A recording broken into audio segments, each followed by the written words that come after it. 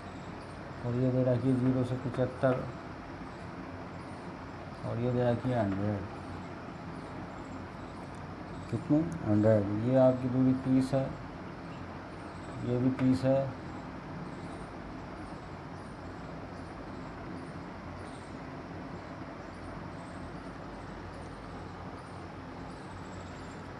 ये 35 है, ये 36 है, ये 20 है। तो देखिए आप इसमें सीरियल से चलेंगे हम। पहली लेंगे आकृति नंबर 1,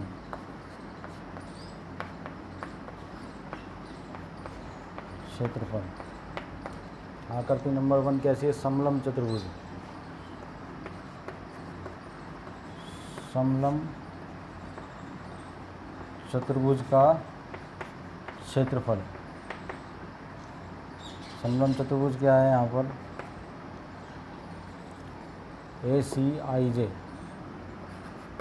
ACIJ का क्षेत्रफल।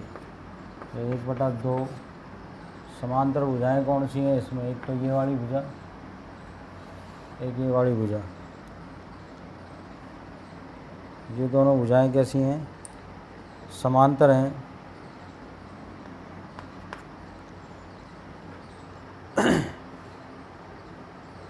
कैसी हैं? समांतर हैं। तो इसकी यहाँ से यहाँ तक की दूरी कितनी है? 45, और यहाँ से यहाँ तक की दूरी 35, और इनके बीच की दूरी तो आ जाएगा 35 + 45 इंटू 35। बीच की दूरी कितनी है? ये सीधी वाली अपन दूरी लेंगे 35। ये आकृति 1 का क्षेत्रफल हो गया। ये आ गया आपके पास में 1/2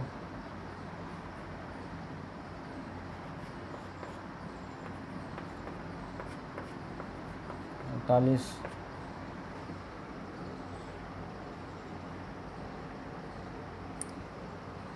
45 × 90 करते हैं,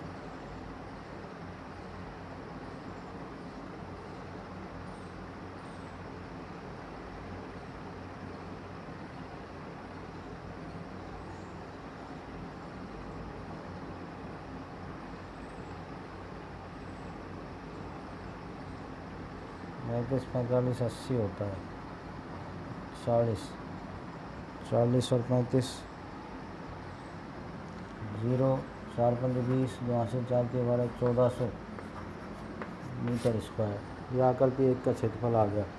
अब इसी प्रकार से आकृति 2 का क्षेत्रफल निकालेंगे। आकृति 2 भी समलंब चतुर्भुजाकारी है। समलंब चतुर्भुज IHEC का क्षेत्रफल। देखिए इसमें भी 1/2 समांतर भुजाएं कौन कौन सी हैं? ये दो लेंगे इसमें समांतर भुजाएं। 30 × 35 + 30 कौन कौन सी हैं? 35 + 30, और इनके बीच की दूरी ये है। तो यहाँ 45 75 में से 45 घटा दीजिए। 75 - 45 ये आ जाएगा 1/2 × 65 × 30 15। तो ये आ गया आपका 65 × 15 15 5 75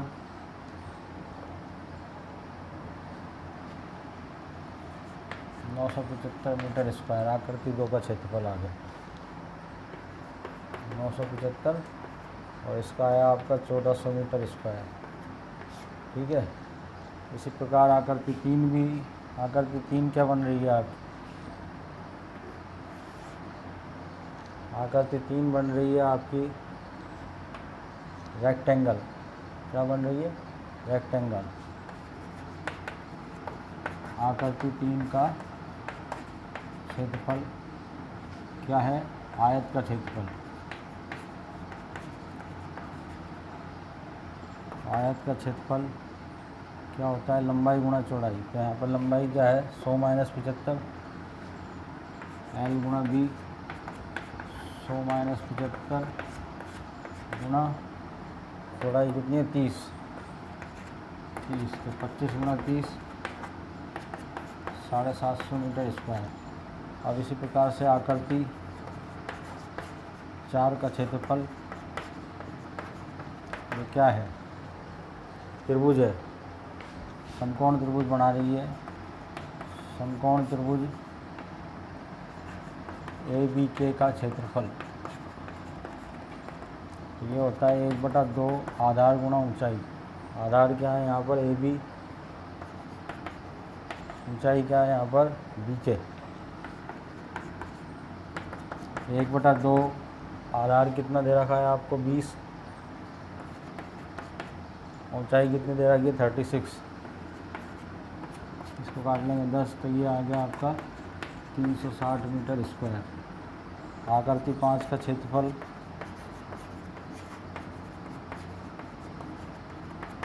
आकृति 5 देखिए ये भी एक समलंब चतुर्भुज का क्षेत्रफल है,